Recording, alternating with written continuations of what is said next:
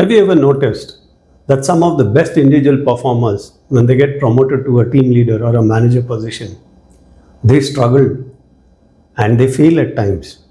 The reason is the skills that got them promoted to a team leader or manager are no longer enough once they get promoted to a team leader or manager level. They are no longer evaluated based on what their skills are and what their contribution is, but they are evaluated based on their team's performance. And this is a transition which most of the new team leaders and managers find it very difficult to do. So in today's video, I'm going to help you understand what are the simple things you need to do and what are the traps you need to avoid so that your transition from an individual contributor to a team leader or manager is smooth and you're successful.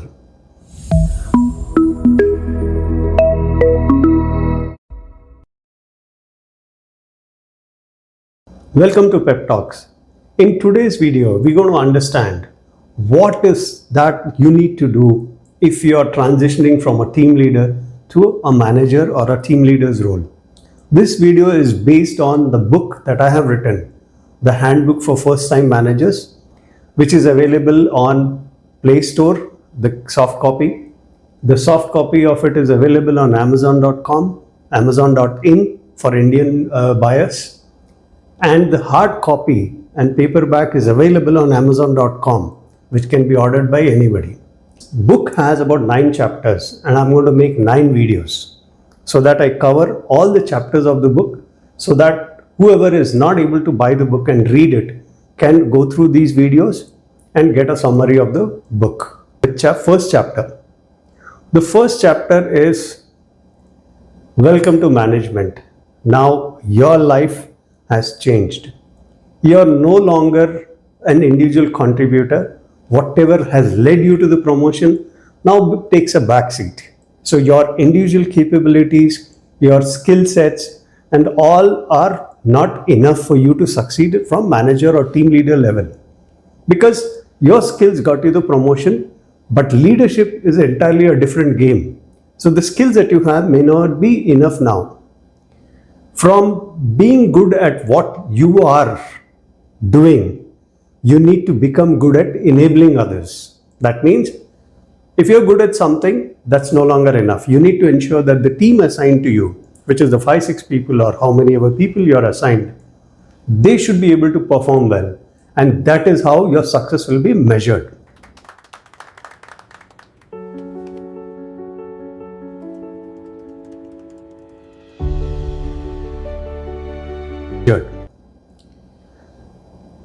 The challenge, though it sounds very simple to everybody that, okay, this is the shift I need to make. This is the most difficult transition for a person to do.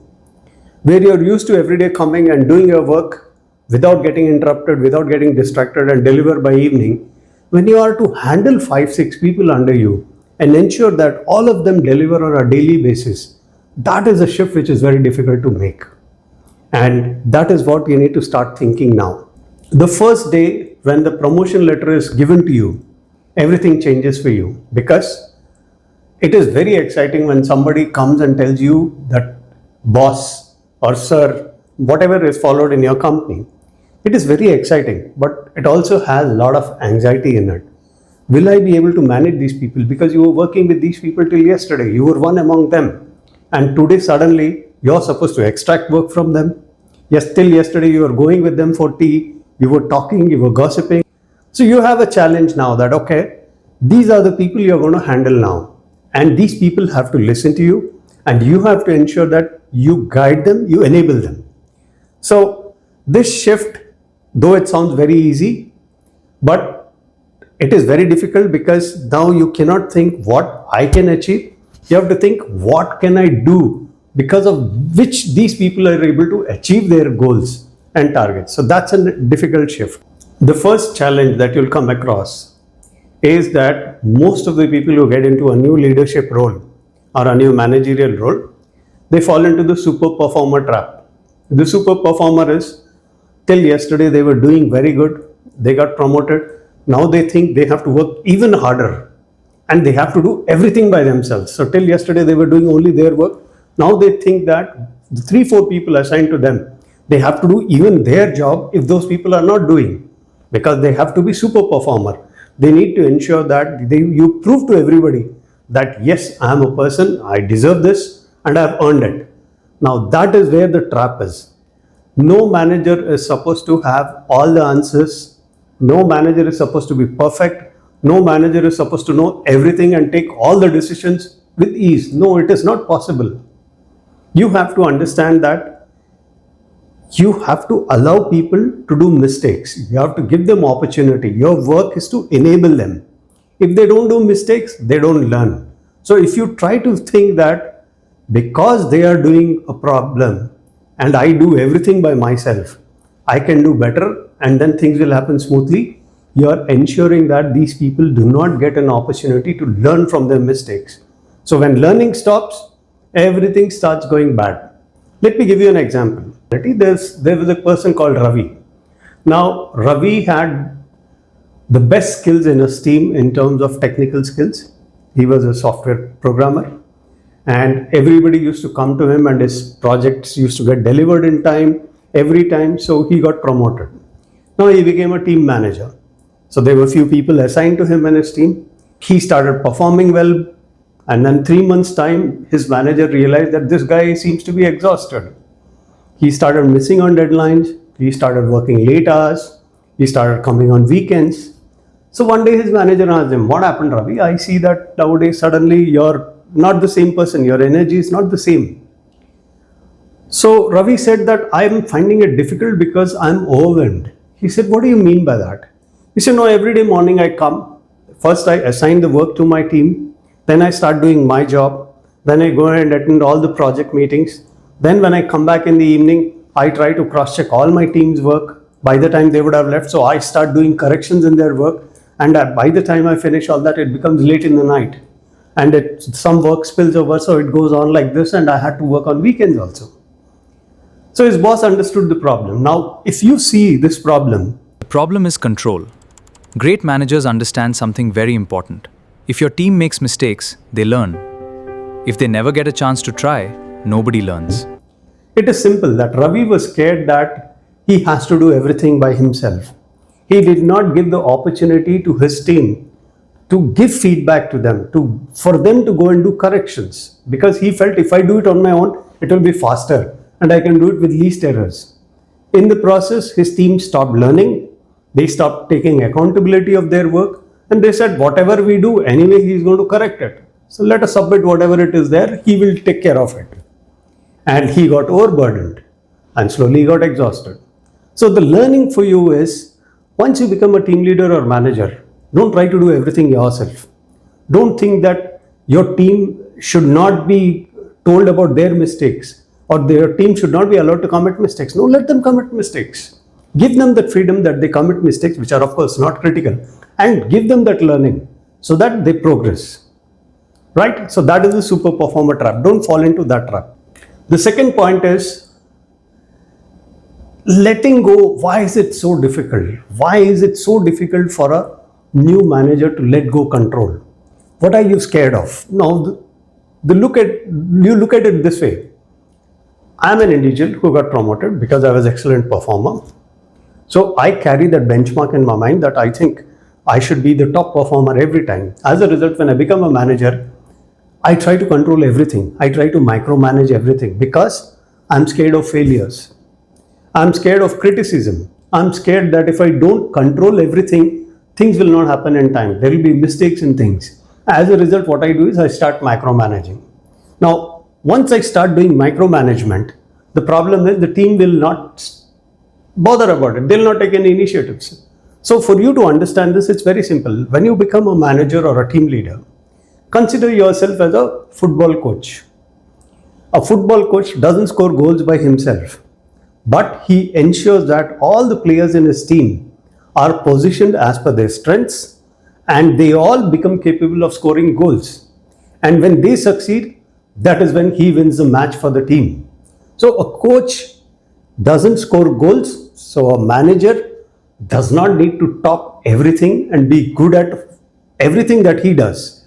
But he has to ensure that all the members in his team become good at what they are doing. For that, he needs to provide them support, he needs to provide them training, You need to coach them wherever he feels that they've committed an error. Support them, help them in learning how to not create those errors in future.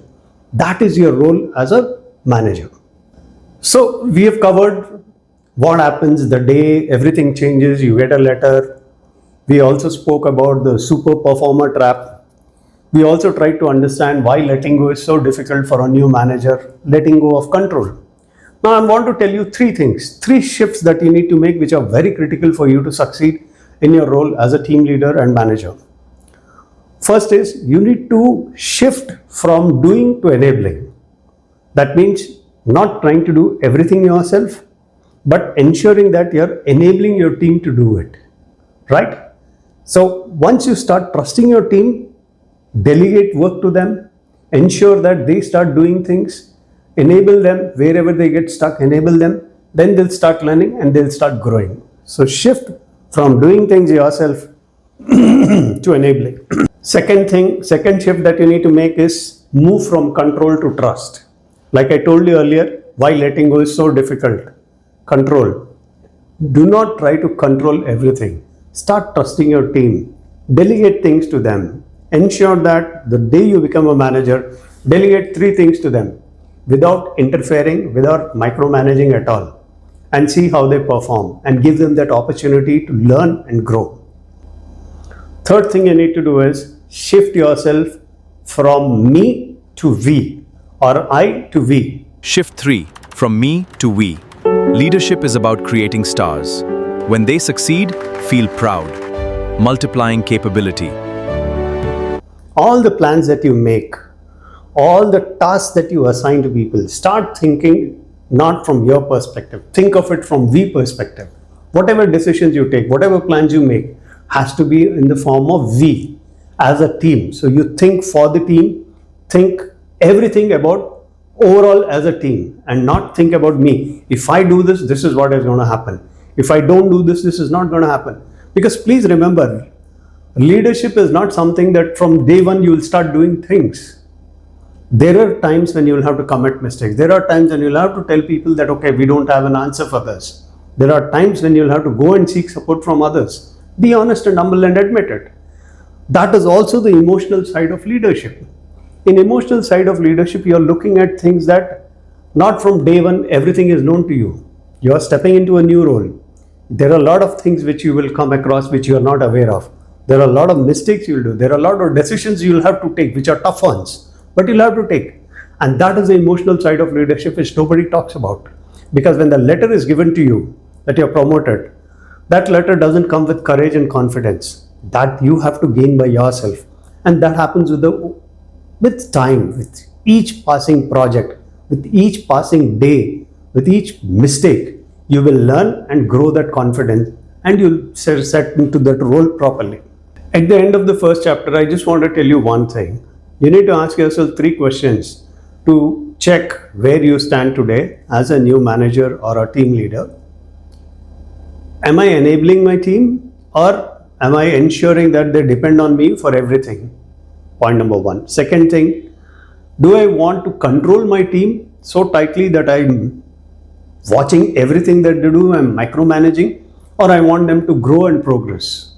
Third thing, how can I stop doing one thing today if I were to stop and ensure that my team grows and my team learns more? What is that I need to do? These are the questions you need to ask yourself today.